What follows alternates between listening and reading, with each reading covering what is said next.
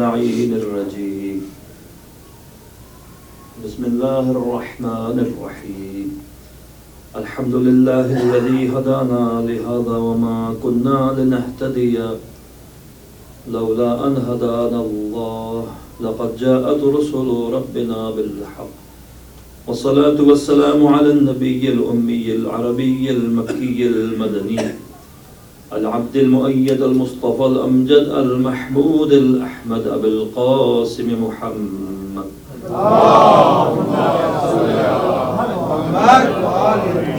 وعلى أهل بيته الطيبين الطاهرين المعصومين المظلومين الذين أذهب الله عنهم الرجس وطهرهم تطهيرا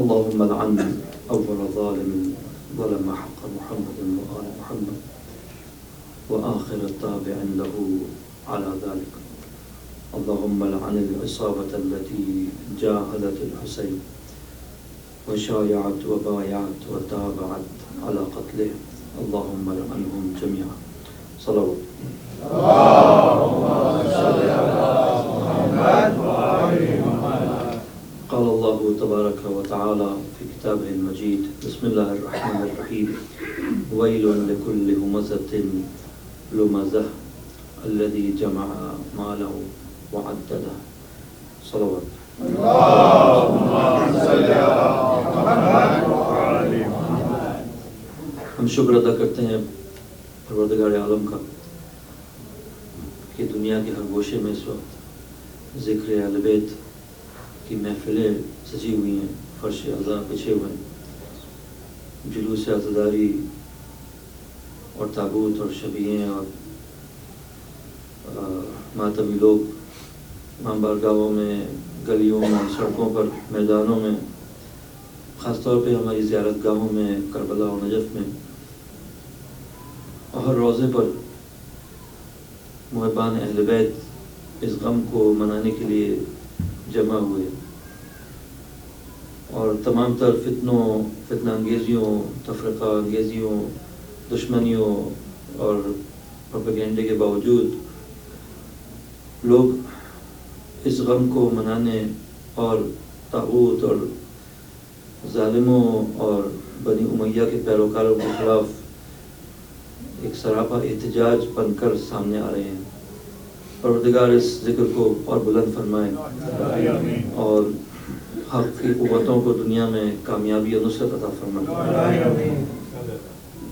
قرآن پاک میں سورہ ہمزہ چھوٹا سورہ ہے آخری پارے میں، اور اس میں جہنم کی بشارت دی جا رہی ہے، جہنم کی سزائیں، بدترین سزائیں ان لوگوں کے لیے جو ہمزۃ لمزہ، جو اشاروں سے یا الفاظ سے مذاق اڑاتے ہیں، استہزاء اور تحقیر کرتے ہیں، حق کا مذاق اڑاتے ہیں۔ عام طور پہ جب آپ یہ سورہ پڑھتے ہیں تو اس سے غیبت اور تہمت مراد لیتے ہیں لوگ کہ خدا نے عذاب ان لوگوں کے لیے فرمایا ہے، وعدہ دیا ہے کہ جو لوگوں کو حقارت کی نظر سے دیکھتے ہیں، اپنے چہرے کے اشاروں سے یا الفاظ سے غیبت کرتے ہیں، تہمتیں لگاتے ہیں اور غلط القاب دیتے ہیں لوگوں کو۔ لیکن آج اس گفتگو میں اہل بیت علیہ السلام کی حدیثوں سے ہم کچھ استفادہ کریں گے کہ ان آیات کے حقیقی معنی کیا ہیں اور کس قسم کے استہزاء اور تحقیر کی بات ہو رہی ہے۔ لیکن اس سے پہلے میں چاہوں گا کچھ سلسلہ جوڑنے کے لیے گزشتہ راتوں سے کہ ہم اس ولایت کے موضوع میں سفر کی صورت میں کرتے چلے آ رہے ہیں۔ سفر ہر چند منزلیں ہم نے طے کی ہیں الحمدللہ، اور ہم نے عرض کیا کہ یہ جو رشتہ ہے بندوں اور خدا کے درمیان ولایت کا، جس میں پروردگار عالم چونکہ غنی ہے، قادر ہے، عالم ہے، عادل ہے، رازق ہے، اور بندے محتاج ہیں، جاہل ہیں، ضرورت مند ہیں، بھٹکے ہوئے ہیں اور ہر طرح سے فقیر ہیں۔ چنانچہ وہ پروردگار کی اعانت کے ضرورت مند ہیں، نیاز مند ہیں، اور وہ اس پروردگار کی طرف دست احتیاج بلند کرتے ہیں، ہاتھ اپنے کھولتے ہیں کہ پروردگار ان کی ہدایت فرمائے، علم عطا فرمائے، روزی عطا فرمائے، علم اور رحم فرمائے ان کے اوپر، ہدایت فرمائے ان کی.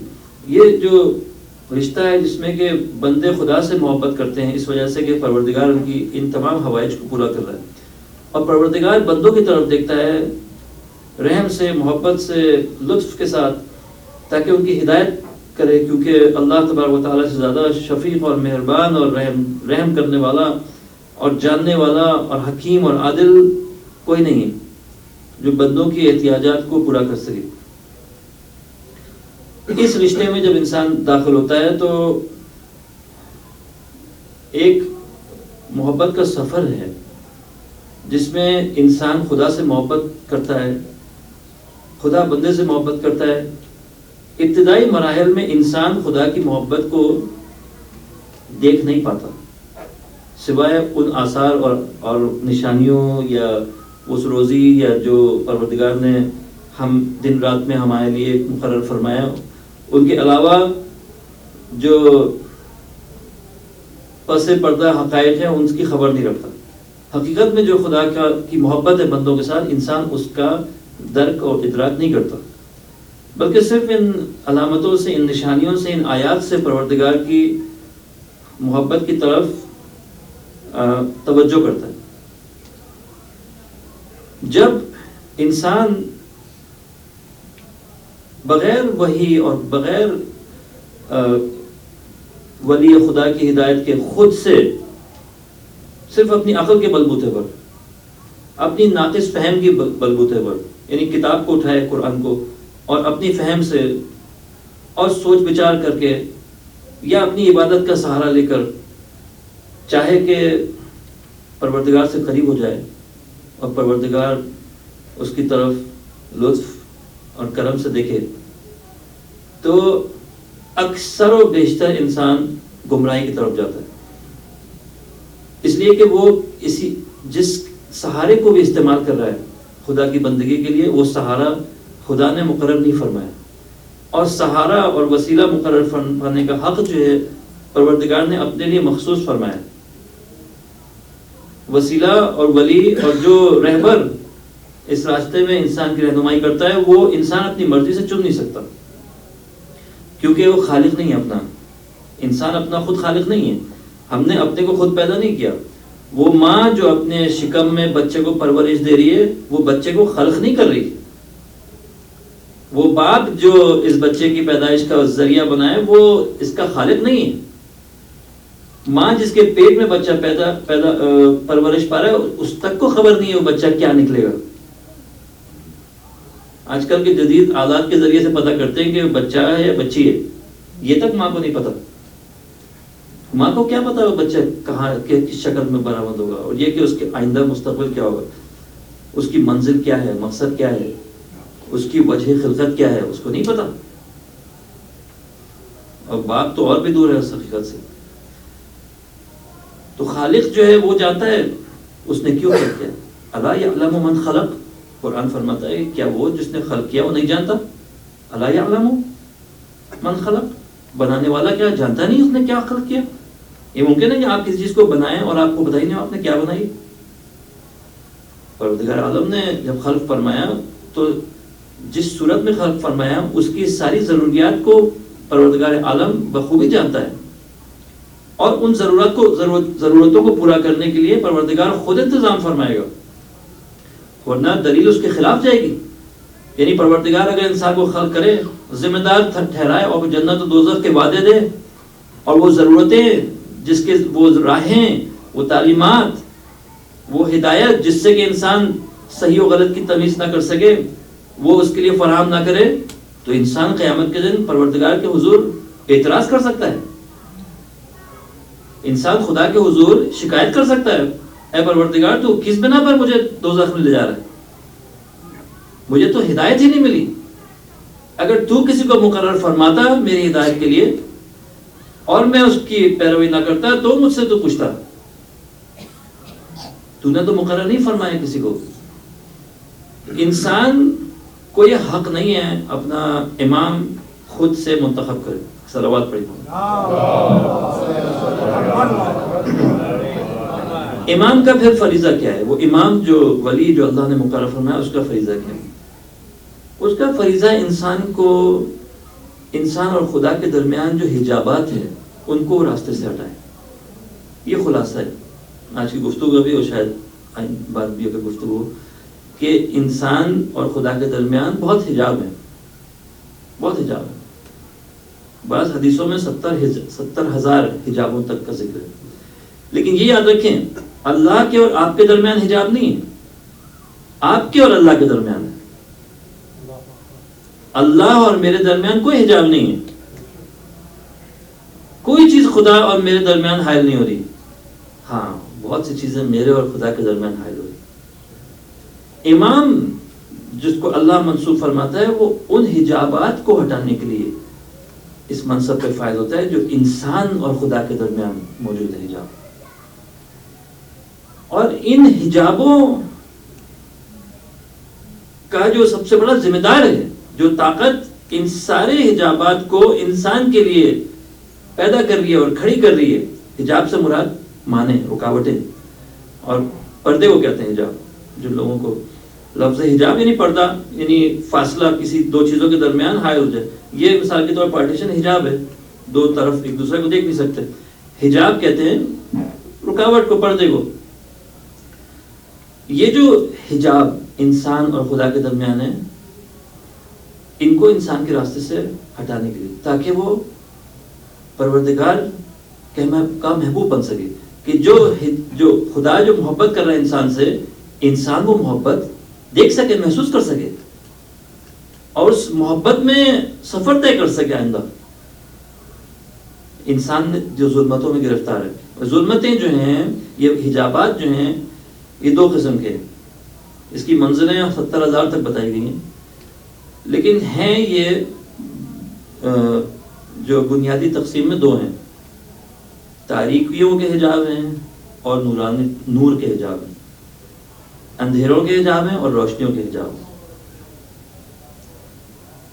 اندھیروں کے حجاب بھی انفرادی ہیں اور اجتماعی ہیں. ان کا جو سرغنہ ہے، جو سب ان چیزوں کو کر رہا ہے، ظاہر ہے وہ طاقت جو پس پردہ ہے وہ ابلیس ہے، جو ان تمام فتنہ انگیزیوں اور جہالتوں اور سازشوں اور آج کل کی زبان میں پروپیگنڈے اور جھوٹ اور تمام یہ جو اس کا مرکز جو وہ ہے. لیکن دنیا میں اس کا جو تجسم ہے وہ طاغوت کی صورت میں. دنیا میں جو یعنی طاغوت جو آپ تمثیل یا اشارتاً جو آپ کہتے ہیں اللہم لعن الجبت والطاغوت، بہرحال جبت اور طاغوت پر لعنت فرما، یہ کنائے کے طور پہ آپ ان دو کو کہتے ہیں جو اول اسلام میں تھے، کیونکہ وہ طاغوت سرغنہ تھا اصل، جس کی وجہ سے ہر فتنے کی بنیاد پڑی اسلام میں.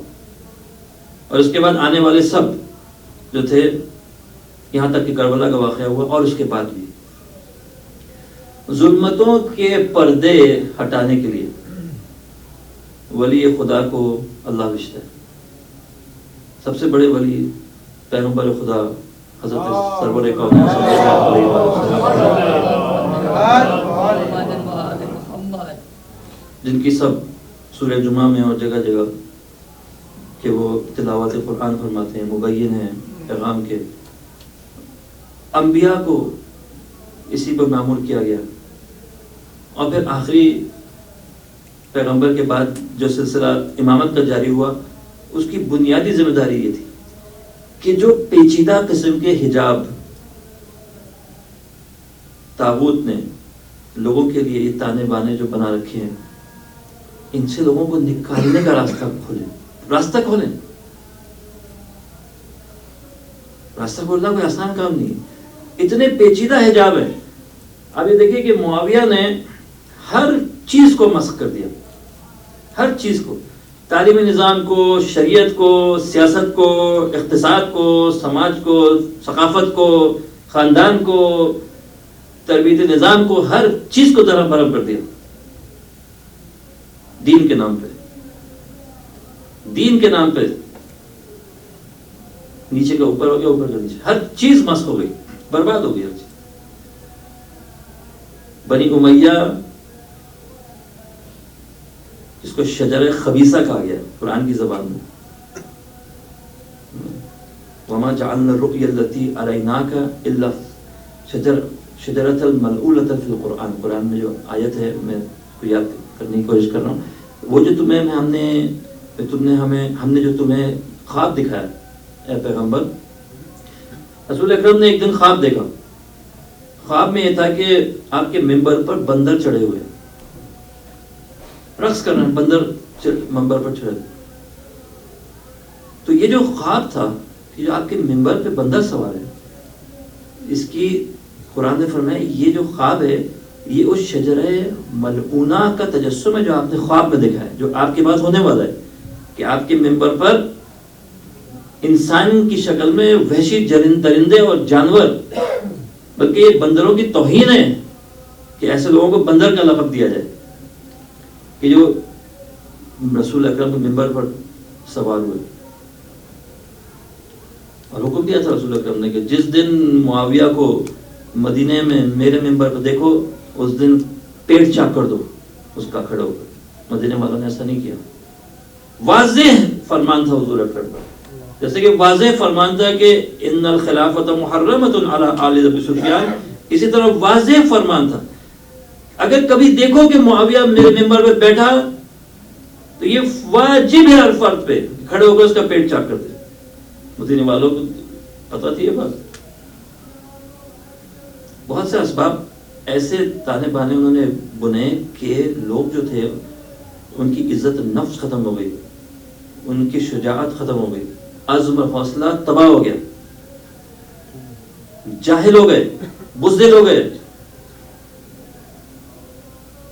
ایسے عقلی طور پہ اتنے کمزور ہو گئے کہ انہیں جو حکم دیا گیا انہوں نے کیا، جو حکم دیا گیا انہوں نے کیا۔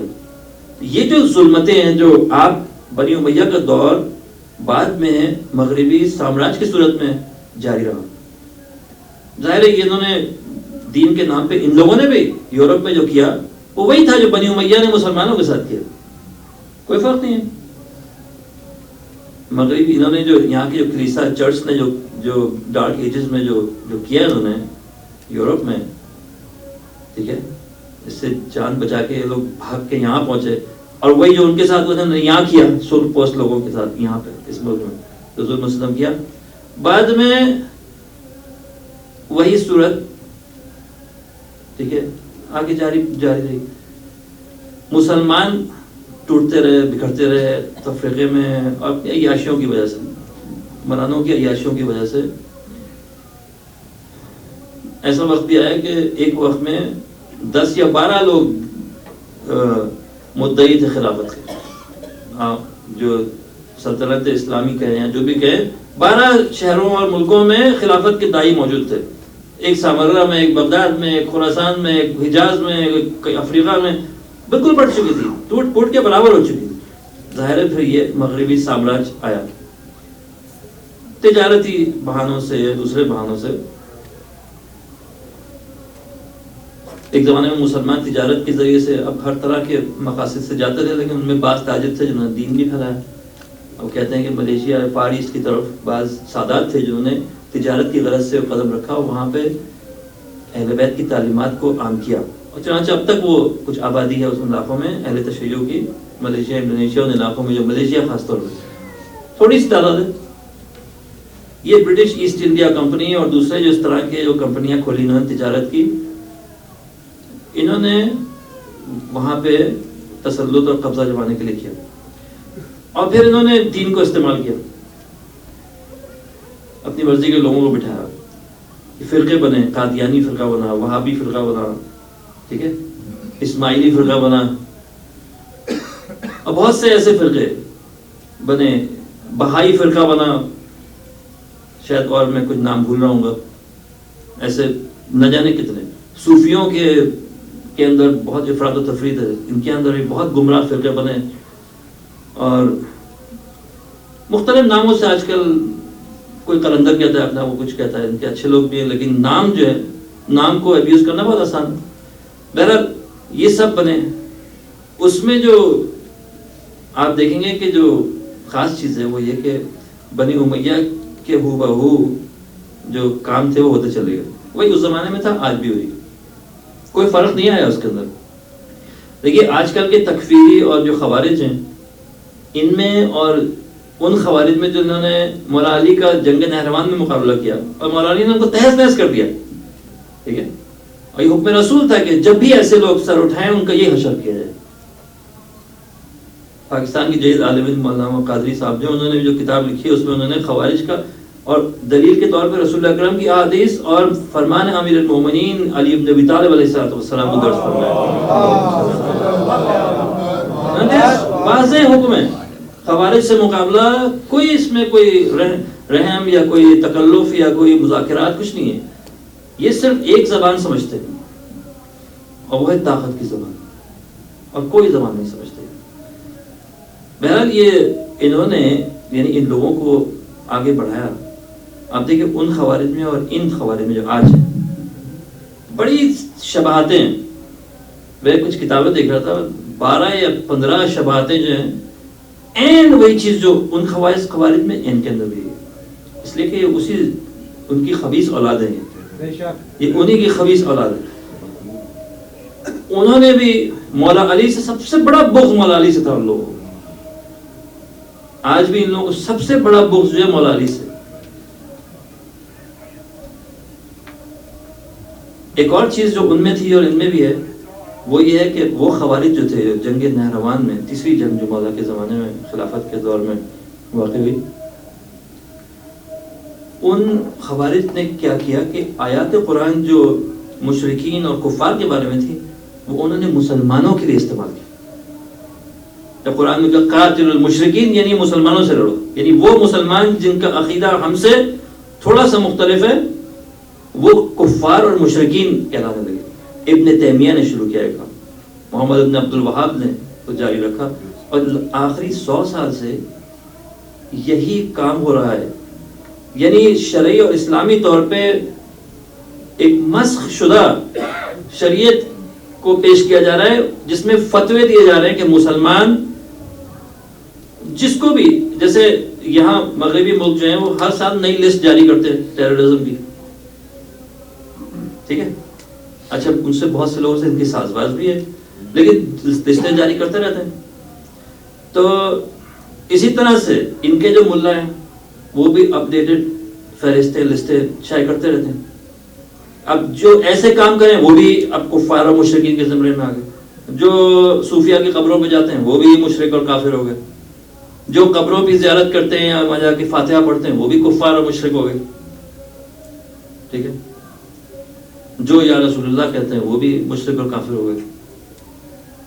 ہم کچھ سال پہلے گئے تھے حج کے لیے، وہاں پہ جبل النور جو جس پہ غار ہرا ہے واقع، تو وہاں پہ بہت سارے لگے ہوئے تھے بورڈز، ان پہ لکھا ہوتا ہے اس پہاڑ پہ چڑھنا بدعت اور حرام ہے، شرک ہے، بدعت ہے، حرام ہے، شرک ہے. تقریباً میں نے گنا تھا شاید 9 یا 10 زبانوں میں بورڈ لگے ہوئے تھے. پتہ نہیں کس کے زبان میں، فارسی میں، اردو میں، انگریزی میں، عربی میں، خدا یعنی کس کے زبان میں لکھے ہوئے تھے بدعت حرام. تو اب حیرت کی بات یہ ہے کہ وہ پہاڑی جس پر رسول خدا صلی اللہ علیہ وآلہ وسلم خود چڑھتے رہے اور وہاں جا کے عبادت کرتے رہے، اگر کوئی بندہ جو ہے اسی پہاڑی پہ چڑھے تو وہ بدعت اور شرک اور حرام کیسے ہو سکتا ہے؟ ان لوگوں نے یعنی کوئی کسر نہیں چھوڑی دشمنی رسول و آل رسول میں. ان لوگوں نے ایک اور چیز جو ان لوگوں نے کی اور ان لوگوں نے بھی کی، انہوں نے کہا آپ کسی بھی مسلمان حکومت کے خلاف جہاد کا اعلان کر سکتے ہیں، کسی بھی مسلمان حکومت کے خلاف. اب آپ حیرت، آپ کو ہر انسان کو حیرت ہوتی ہے دیکھ کے کہ حیرت ہے. آپ دیکھیں ایک طرف مسلمان یہ کہہ رہے ہیں کہ جو بھی حکومت جس کی بن جائے اس کی اطاعت واجب ہے، ادھر سے خوارج اور تکفیری یہ کہہ رہے ہیں کہ کسی بھی حکومت کے خلاف جہاد کا اعلان کیا جا سکتا ہے، شرعی طور پر جائز ہے. یعنی آپ یہ دیکھیے کہ یہ جو کسی قسم کی حکومت ان کی نظر میں جہاد کے خلاف جائز ہے، وہ ایسی حکومتیں ہیں جس میں اہل بیت اطہار علیہ السلام کی تعلیمات کو فروغ دیا جا رہا ہے. ان کو خاص بغض جو ہے وہ اہل بیت سے، خاص دشمنی علی اور اولاد علی علیہ السلام سے، یہ خاص ان کی بات ہے. اس زمانے میں خوارج میں یہ تھا، آج بھی تھا. قرآن کی آیات کی ایسی تفسیر کرتے ہیں، ٹھیک ہے، جس کی وجہ سے اسلام جو ہے وہ بڑا ایک منفور اور کریہ مذہب بن کر سامنے آتا. جبکہ اب تو 14-15 صدیاں ہونے کو آ رہی ہیں، مسلمان اپنی صفائی اور اپنے علم، دوستی، تقوی، شیوا رکھنے کی وجہ سے اور محبت کی وجہ سے پہچانے جاتے تھے. اس صدی میں جب ہم رہتے ہیں، اسلام کو کس نظر سے دیکھا جا رہا ہے؟ ابھی اس وقت دیکھا جا رہا ہے دہشت گردی. عبادت گاہوں کو آپ جا کے آگ لگائیں، عیسائیوں کی عبادت گاہوں کو توڑیں، ٹھیک ہے. کچھ سال پہلے افغانستان میں جو بدھا کے تھے ان کو جا کے توڑا گیا. ظاہر ہے تو کوئی ان کی پرستش بھی نہیں کرتا تھا وہاں پہ. تو ایک تاریخی آثار تھے. اور جناب یہودیوں کے، عیسائیوں کے، مسلمانوں میں جو صوفیہ ہیں، اولیاء ہیں، ان کے مزاروں کو تباہ کرنا، عام لوگوں کو ہلاک کرنا، افواج پاکستان کے خلاف، اسی طرح دوسرے ملکوں کے خلاف. لیکن آپ ایک چیز دیکھیں گے کہ ان کی اسرائیل سے کوئی دشمنی نہیں. آج کل ان کی کوئی دشمنی نہیں اسرائیل سے. آج کل میں دیکھ رہا تھا کچھ مقالات اخباروں میں، کچھ آرٹیکل وغیرہ، وہ کہتے نہیں یہ دشمنی ہے لیکن ابھی ان میں اتنی قوت نہیں ہے کہ یہ اسرائیل سے مقابلہ کر سکے، اس لیے ابھی دوسرے دشمنوں کو مقابلہ کر لیں. جب قوت زیادہ ہو جائے گی اسرائیل سے مقابلہ کریں. میں کہوں گا کہ تمہاری اتنی تعداد ہے، لاکھوں کی تعداد میں، یہ لوگ لاکھوں کی تعداد میں، چند ہزار لوگوں نے اسرائیل کو شکست دی، شرم سے ڈوب مرے ہیں لوگ. کیا ایک مسلمان اگر وہ باطل کو دیکھے اس کے اوپر فرض نہیں ہے کہ باطل کے خلاف آواز اٹھائے؟ ان تقوموا للہ مثنی و فرادا انما اعظکم بواحدہ. قرآنی آیت کہتی ہے میں خدا تم لوگوں کو ایک چیز کا حکم دے رہا ہوں کہ تم خدا کے لیے کھڑے ہو جاؤ، اکیلے یا دو، ایک یا دو بھی ہو تو کھڑے ہو جاؤ خدا کے لیے. یہ صرف بہانے ہیں. ان لوگوں کو دشمنان اسلام سے کوئی دشمنی نہیں، ان کو اسلام سے دشمنی ہے. اس لیے کہ جب انسان اتنا تنگ نظر ہو جائے اور جاہل ہو جائے کہ وہ اہل ایمان کو اپنا دشمن سمجھنے لگے اور کفر اور کافروں کو اپنا دوست سمجھنے لگے، سب سے بڑا مشرک تو یہ خود ہے. دیکھیے یہ جو بعض حکومتیں اس وقت، سعودی عرب کی حکومت ہے اور دوسری جگہ پہ، یہ تھوڑی تھوڑی بات پہ آپ کو ٹوکتے ہیں، یہ شرک ہے، یہ نہ کرو. یہ لوگ تو خود سجدہ ریز ہیں، امریکہ اور مغربی طاقتوں کے سامنے جھکے ہوئے ہیں، غلام ہیں بالکل. وہ بدعت نہیں سمجھتے اس چیز کو. لیکن کوئی مسلمان جا کے بقیع میں کھڑے ہو کر اگر فاتحہ پڑھنا چاہے، ان کی نظر میں وہ حرام ہے. بالکل یہ وہی خوارج کی صورت ہے. خوارج کہتے تھے انفرادی گناہ جو ہیں، اگر کوئی بڑا گناہ کریں آپ کافر بن جائیں گے. آج کل یہ لوگ بھی کہتے ہیں، حالانکہ انفرادی گناہوں سے بڑے اجتماعی گناہ ہیں کہ ایک انسان ظالموں کے ساتھ سمجھوتے کرے، وہ زیادہ بڑا گناہ ہے بجائے ایک چغلی کرنے کے.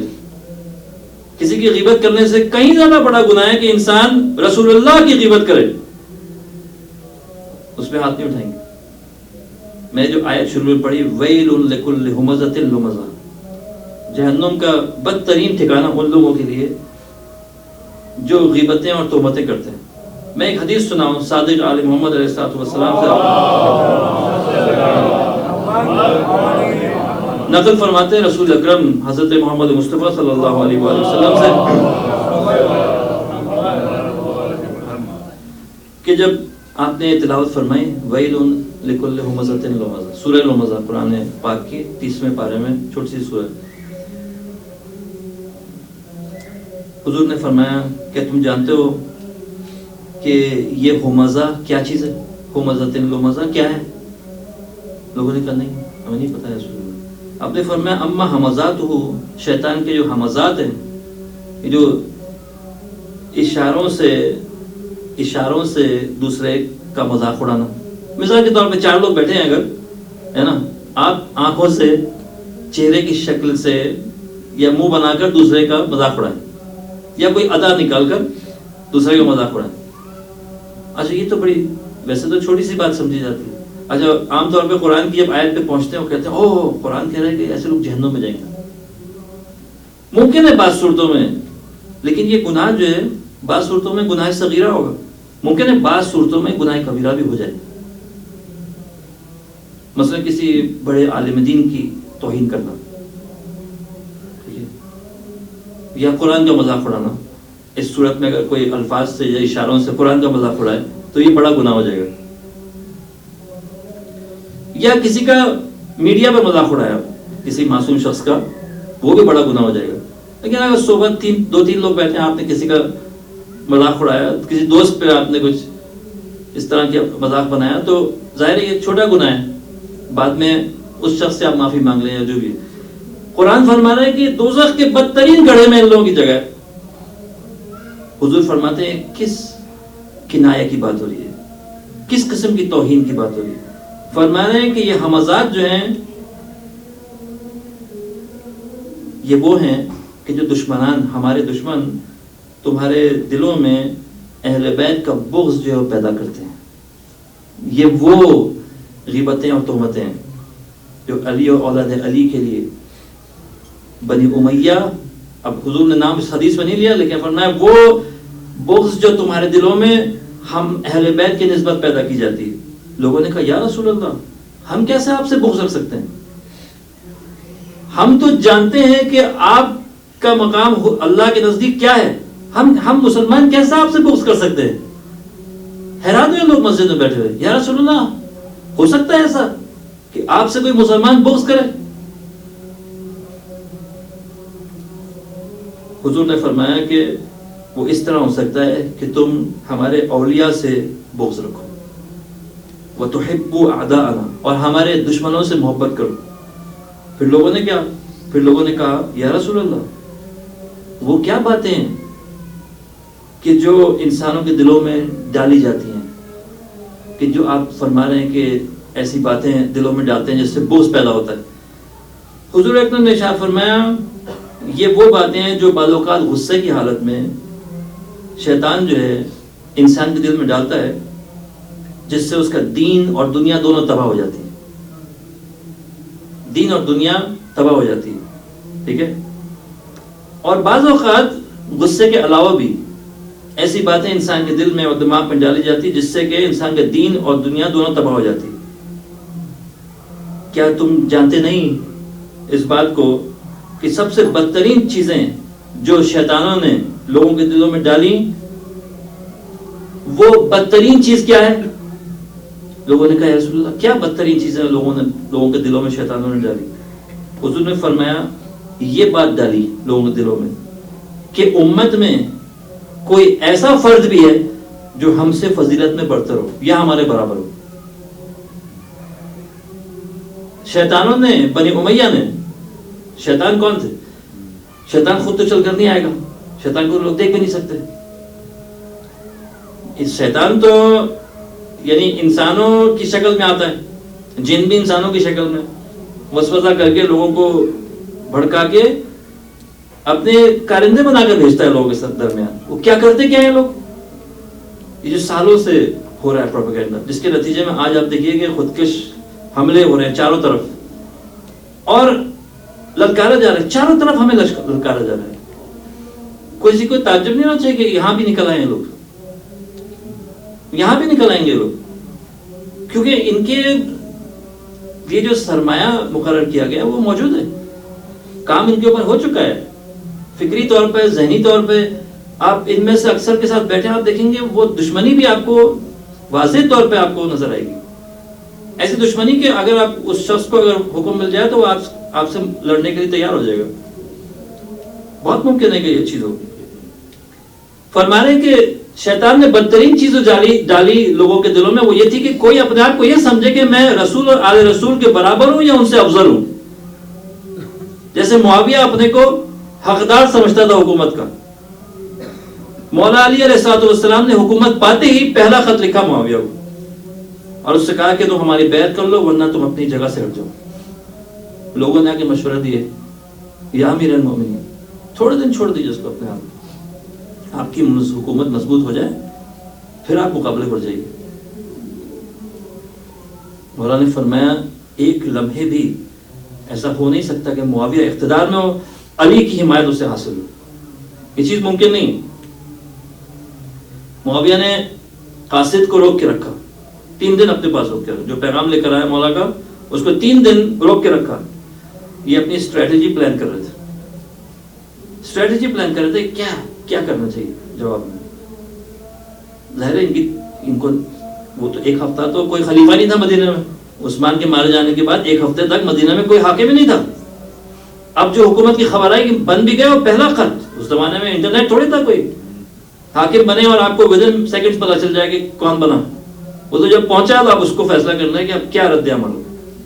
مشورہ کیا عمرو عاص کے ساتھ اور انہوں نے یہ کہا کہ خون عثمان کے قصاص لینے کے لیے مہم چلائی جائے اور جواب میں یہ تحریر کیا کہ عثمان کے قاتلوں کو گرفتار کیا جائے ورنہ جنگ کے لیے تیار ہو جائیں.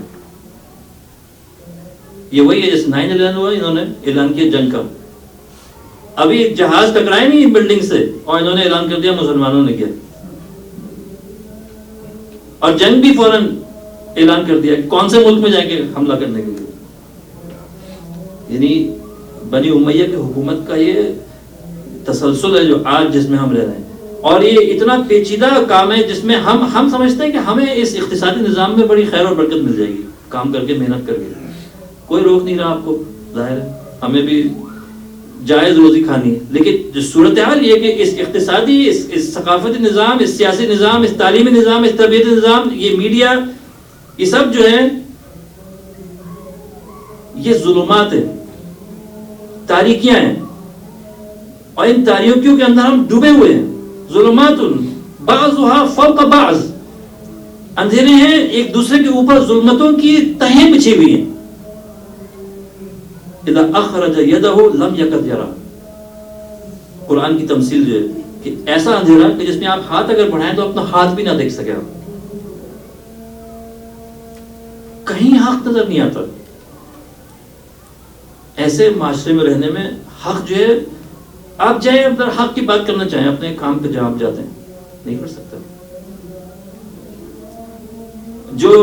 جو پرائرٹیز ہیں اسلام کی اور عقلی طور پہ بھی انسانی جو اخلاق ہے آپ چاہیں ان کو اس پر عمل کریں لوگوں کو سمجھ میں نہیں آئے گا. ہر طرح سے اہل بیت علیہ السلام کو اللہ تبارک و تعالیٰ نے ان ظلمتوں سے نکالنے کے لیے بھیجا. ٹھیک ہے. اور دوسری بات جو حضور اکرم نے فرمائی کہ وہ چیزیں جو وہ خیالات جو لوگوں کے ذہنوں میں ابلیس ڈالتا ہے یہ جو ہمزۃ لمزہ کیا چیز ہے یہ وسوسے جو ابلیس اور اس کے کارندے دنیا میں یہ جو نظام جس میں ہم رہ رہے ہیں ٹھیک ہے لوگوں کے ذہنوں میں ڈالے جاتے ہیں. ان میں سے ایک رسول اکرم نے فرمایا یہ کہ کوئی انسان سمجھے کہ قرآن کے بعد قرآن تو یقیناً سب سے بڑی شفا کی کتاب ہے. قرآن کے بعد کوئی بھی چیز ہم اہل بیت سے بڑھ کر لوگوں کو شفا پہنچا سکتی ہے. کوئی انسان یہ سوچے کہ قرآن پاک کے بعد حضرات محمد و آل محمد علیہ السلام سے بڑھ کر کوئی شفا پہنچانے والے کوئی اسی کو تصور کرے فضیلت میں کوئی ہمارے برابر ہے یا شفا کس چیز کی. مثلا آپ کے بگڑے ہوئے خیالات کو صحیح کر سکے کوئی آپ کو جسمانی طور پہ روحانی طور پہ کوئی شفا پہنچا سکے معاشرے کو کوئی صحیح راستے پہ لگا سکے کوئی ایسا حاکم انسان یہ سوچے کہ مثلا ڈیموکریسی کے ذریعے سے ہم ایسے آدمی کو چن لیں گے جو دین اور دنیا کے معاملات کو حل کر سکے. بھائی آپ ایک مادی معاشرے میں رہ رہے ہیں، ایسا معاشرہ جو بے دین معاشرہ ہے، ٹھیک ہے، جو شخص اس میں انتخاب کیا جائے گا وہ تو آپ کو بھیڑ بکریوں کی طرح چرانے کے لیے آ رہا ہے، کیونکہ وہ آپ کی خالی مادی ضروریات کو پورا کرنے کے لیے منتخب کیا جا رہا ہے۔ ایک معاشرہ جس میں انسانی فضائل ہوں، جس میں آخرت کا کانسیپٹ ہو، جس میں قرب الہی کا کوئی مقصد ہو ذہن میں، وہاں پہ انسانوں کو بھیڑ بکریوں کی طرح نہیں، خالی ان کو نوکریاں دلانا اور سڑکیں بنانا اور اسکول بنانا مقصد نہیں ہوتا۔ اس میں لوگوں کو اس دنیا میں جو چیزیں کام آنی ہیں ان کی تعلیم دی جاتی، اس میں طہارت، پاکیزگی، تقوی، حیا، شجاعت، حق پسندی، ان کی تعلیم دی جاتی۔ یہی وہ چیزیں جو یہاں پہ مکمل طور پہ تباہ کر دی جاتی ہیں بچپن میں ہی بچوں کے اندر۔ کوئی اپنی جذبات کا اظہار نہیں کرتا اسکولوں میں، کوئی نہیں کرتا، کوئی سیاست پہ بات نہیں کرتا، کوئی مذہب پہ بات نہیں کرتا۔ بچے کیا بڑے بڑے لوگ دین سے بھی بھاگتے ہیں اور سیاست سے بھی بھاگتے ہیں، جبکہ یہ سب سے بڑے ہیں مسائل زندگی کے۔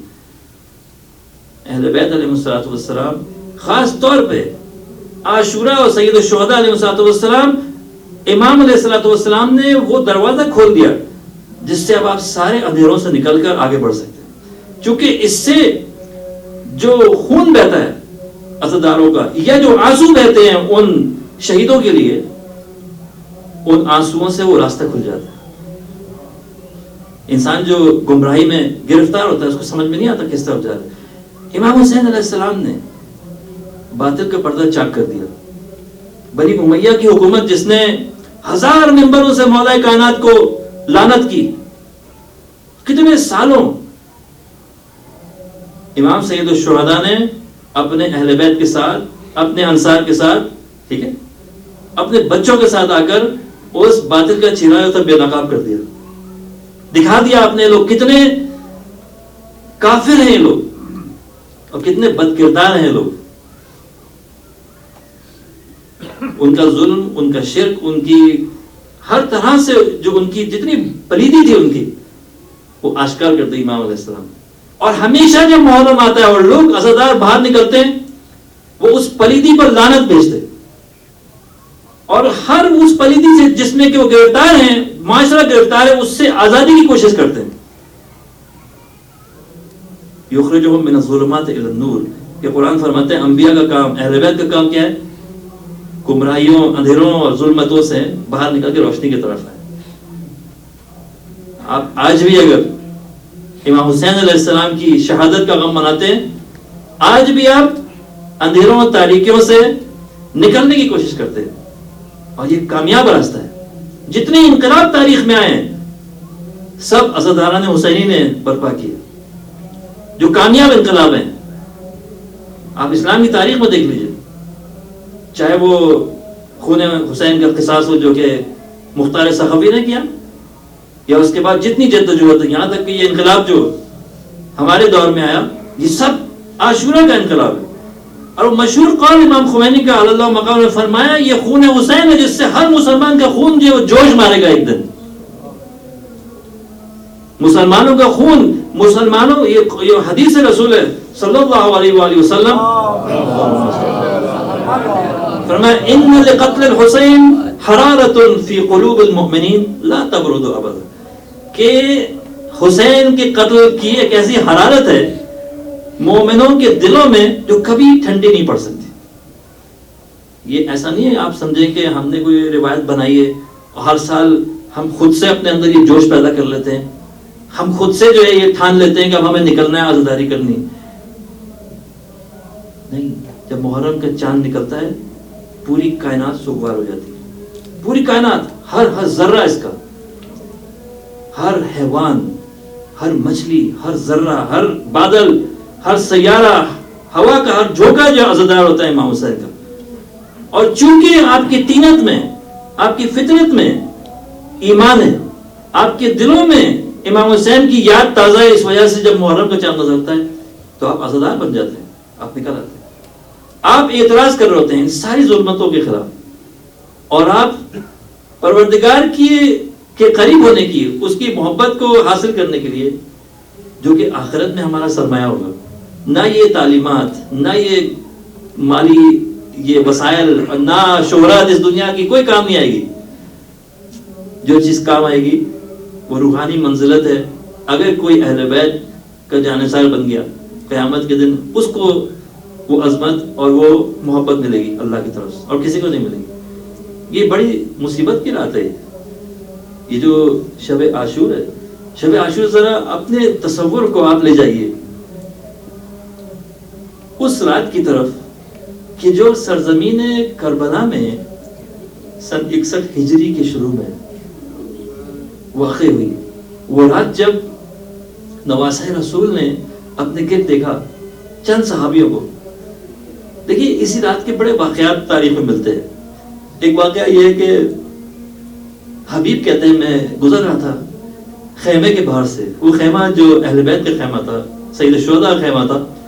میں گزر رہا تھا، میں نے میرے کان میں یہ بات پڑی کہ زینب کبریٰ سید الشہداء سے فرما رہی ہیں بھائی کیا تم نے اپنے اصحاب کو اچھی طرح آزما لیا ہے؟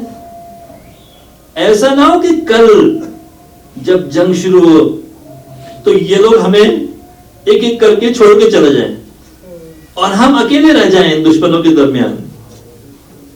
امام علیہ السلام نے فرمایا بہن یہ لوگ موت سے اس شیرخوار بچے سے زیادہ محبت کرتے ہیں جو اپنی ماں سے چمٹا ہوا ہے. یہ لوگ اس سے زیادہ محبت کرتے ہیں موت سے. لیکن حبیب کے کان میں یہ بات رہ گئی بیوی، اور وہ گئے اس حصے کی طرف خیمے کی جہاں ان خیام کی طرف جہاں اصحاب ٹھہرے ہوئے تھے، اور آپ نے آواز دی سب کو باہر نکل آئے.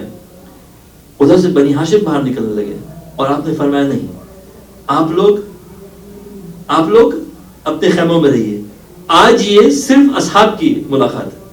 سارے اصحاب جانثار باہر نکل آئے اور حبیب نے ان ساتھیوں سے یہ فرمایا تمہیں کچھ علم ہے کہ بی بی سوال پوچھ رہی ہیں اپنے بھائی سے کہ کیا آپ کے اصحاب باوفا ہیں کہ نہیں؟ آئیے ذرا چل کر اپنی وفاداری کا اعلان کریں. یہ سب باہر آ کر خیام حسینی کے باہر کھڑے ہوئے اور آپ نے آواز دی اے اہل حرم، اے رسول اللہ کے خاندان والوں، ہم آپ سے کچھ عرض کرنا چاہتے ہیں. ادھر آواز آئی، امام علیہ السلام باہر تشریف لائے. حبیب نے خطاب کر کے سارے اصحاب کے ہم نوا ہو کر کہا ہم یہ تلواریں اپنے نیام سے باہر نکال رہے ہیں، اپنی گردنوں پر رکھ رہے ہیں. اگر آپ حکم دیں ابھی اپنا سر خود قلم کر لیں. یہ نیزے ہیں، اگر آپ اجازت دیں تو ابھی ہم خود اپنے سینوں میں گھونپ لیں. جب یہ الفاظ اصحاب کی زبان سے جاری ہوئے، اندر سے کسی بیوی کی آواز آئی رونے کی. اسے فرمایا کہ اے رسول اللہ کے باوفا ساتھیوں، کل جب وقت آئے قتال کا تو رسول اللہ کی حرم کا لحاظ کرنا، رسول اللہ کے خاندان کا دفاع کرنا. شب عاشور امام علیہ السلام نے چراغ گل کیے اور سب سے کہا چلے جاؤ اپنا ہاتھ پکڑ کے ایک دوسرے کا. صاحب نے کہا یا اپنا رسول اللہ ایسا ہو سکتا ہے کیا؟ اس وقت قاسم نے جب پوچھا کہ کیا میرا نام بھی ہے، امام نے فرمایا علی اصغر کا نام بھی ہے. روز عاشور بڑے قیامت کا دن ہے، اور تاریخ میں اتنا عظیم یہ نمونہ تمام فضیلتوں کا ایک دن میں جمع ہونا انسان کی تصور سے خارج ہے. کوئی ایسا واقعہ نہیں ملتا. امام علیہ السلام آخری لمحوں میں جب آپ کے سارے اصحاب چلے گئے، سارے عزیز چلے گئے، امام علیہ السلام نے آخری فریاد کی حل من ناصر ینصرنا، کوئی ہے جو ہماری مدد کو آئے. اب بعض لوگ تصور کرتے ہیں، ممکن ہے کسی کے ذہن میں شبہ ہو کہ کیسے ہو سکتا ہے ایک بچہ چند ماہ 6 ماہ کا بچہ جو ہے اس میں کتنا شعور ہوگا. یہ قرآن فرما رہا ہے کہ جب عیسیٰ پیدا ہوئے گہوارہ مادر میں تھے، ابھی اپنے ہاتھ ماں کی آغوش میں تھے، 3 روز کا بچہ، فرما رہا ہے انی عبد اللہ آتانی الکتاب وجعلنی نبیا. جب عیسیٰ اپنی ماں کی آغوش میں فرما رہے ہیں میں اللہ کا بندہ ہوں، اس نے مجھے کتاب دے دی ہے اور نبی مقرر کر دیا ہے، تو کیا حسین کا بیٹا ایسا نہیں ہو سکتا کہ جب حسین نے فریاد کی حل من ناصر ینصرنا، کوئی ہے جو ہماری فریاد کو ہے، اس وقت علی اصغر نے بات کو سمجھ کے خود کو گرا دیا ہوگا ہمارے سے. ہاں بیوی نے علی اصغر کو اٹھایا، ہر بیوی اس کو اپنی گود میں لیتی تھی، کوشش کرتی تھی اس کو آرام دے، لیکن بھائی علی اصغر بے قرار تھے. گویا علی اصغر کے سامنے کوئی بات تھی، خاموش ہونے کو تیار نہیں تھے، بے تاب تھے، بے قرار تھے. جب وہ رونے کی بات، جب وہ گریے کی آواز خیمے سے بلند ہوئی، سید الشہداء کو ایک دم اندیشہ ہوا کہ ایسا نہ ہو کوئی بچہ چل بسا ہو. خیمے کی طرف آئے اور اگر پوچھا، ایک روایت کے مطابق آواز آئی اندر سے کہ علی اصغر نے خود کو گرا لیا ہے. ادھر سے اسی روایت میں لکھا ہے کہ امام علیہ السلام نے فرمایا، اے رباب ناولینی طفلی الصغیر، میرا چھوٹا بچہ میرے ہاتھوں میں دے دے. لکھنے والوں نے لکھا ہے کہ رباب نے عرض کی، مولا تھوڑا صبر فرمائیے، یہ میرا کم سن بچہ کبھی لوگوں کے سامنے نہیں گیا، میں اس کو نیا لباس پہنا دوں، میں نیا لباس پہنا دوں. دوسری بات جو تاریخ لکھتی ہے جو بڑے دل کو ہلا دینے والی ہے، رباب نے علی اصغر کو کہا کہ علی اصغر دیکھو یہ خراب لباس جو میں پہنا رہی ہوں تمہیں، یہ جو صاف ستھرا اجلا لباس پہنا رہی ہوں تاکہ تم لوگوں کے سامنے جا کر دیکھو، خیال رکھنا اگر بابا تمہاری تم سے چاہیں تو تم مسکرا لینا، اور اگر دشمنوں کو تم پر رحم نہ آئے، دشمنوں کو اگر رحم نہ آئے تمہارے اوپر، اور اگر حملہ کریں تو تم اپنے گلے سے روک لینا تیر کو، تم ڈھال بن جانا اپنے بابا کی، کہیں ایسا نہ ہو کہ تیر تمہارے بابا کو لگ جائے. امام علیہ السلام اپنے ابا میں ڈھانپ کر بچے کو باہر لائے. کچھ لوگوں نے سمجھا کہ اب ایسا وقت آ گیا ہے کہ کوئی صورت نہیں ہے، امام قرآن کو لے آئے، صلح کرنے کی کوشش کرتے، لیکن امام علیہ السلام نے بچے کو اپنے ہاتھوں میں بلند کیا اور یہ جملہ فرمایا، اما ترون کیف یتلظى عطشہ، فرمایا کیا تم دیکھتے نہیں اس بچے کو کیسے اس کی پیاس جو ہے وہ شعلے کی طرح جو ہے وہ جل رہی ہے، کیسے یہ بچہ بےتاب ہے اپنی پیاس سے. یہ حضرت صادق سے نقل ہوئی کہ میرے دادا نے فرمایا، عاشور کے دن لوگوں سے کہا ذرا دیکھتے نہیں اس بچے کو تو میرے ہاتھ میں کیسے آگ کی طرح بھڑک رہی اس کی پیاس. اب بہت سے لوگوں نے نظریں چھپ موڑ کر منہ موڑ کر رونا شروع کیا. بعض کہتے ہیں کہ گھوڑوں کی آنکھوں میں آنسو آ گئے. ادھر سے ابن سعد نے رخ کیا ہرملہ کا، اے ہرملہ حسین کا کلام کیوں نہیں تو قطع کر دیتا؟ اقطع کلام الحسین. کتنا یہ کوئی کتنا بے ایمان ہو سکتا ہے، کوئی کتنا شقی ہو سکتا ہے. لکھتے ہیں کہ ہرملہ نے ایک تیر جوڑا، لیکن جب چلانا چاہتا تھا دیکھتا تھا کوئی اس کے سامنے آ جاتی تھی کوئی بیوی. دوسری مرتبہ جوڑا، پھینکنا چاہتا تھا دیکھا رسول اللہ کا چہرہ سامنے آ گیا. تیسری مرتبہ اس نے آنکھیں بند کر کے ایسا تیر چلایا سے شعبہ جو اونٹوں یا کسی وحشی جانوروں کو شکار کرنے کے لیے استعمال ہوتا تھا. یہ تیر آ کر علی اصغر کا گلا چیرتے ہوئے اپنے باپ کے شادے پر لگا. امام علیہ السلام بچے کا لہو اپنے ہاتھ میں جمع کر کے چاہتے تھے زمین کی طرف گرائے کہ آواز حسین اگر آپ نے خون یہاں گرا دیا تو کبھی کچھ نہیں ہوگے گا. روایت کہتی امام علیہ السلام نے خون کو آسمان کی طرف پھینکا جو عرش الہی پر جا کر جمع ہوا، اور آواز آئی آسمان سے، اے حسین بے قرار نہ ہو، صبر کرو، کیونکہ اس بچے کے لیے ایک معجزہ بہشت پہ تیار ہے، منتظر ہے اس بچے کو شیر پلانے کے لیے. الا لعنۃ اللہ علی القوم الظالمین وسيعلم الذین ظلموا أي منقلب ينقلبون. بار اللہ امام کے ظہور میں تاجیل فرما، بار اللہ زیارت ابی عبداللہ الحسین کی توفیق عطا فرما، بار اللہ ہمارے مومنین مومنات کو دنیا بھر میں حفاظت فرما، بار اللہ عزاداری کا ثواب ہمارے مرحومین تک پہنچا، بار اللہ فضائل و مناقب امام حسین ہماری زندگی میں اس کا عکس جاری فرما، بار اللہ ہمیں جہالتوں سے اور طواغیت اور ظلمتوں سے نکال دے یا حسین.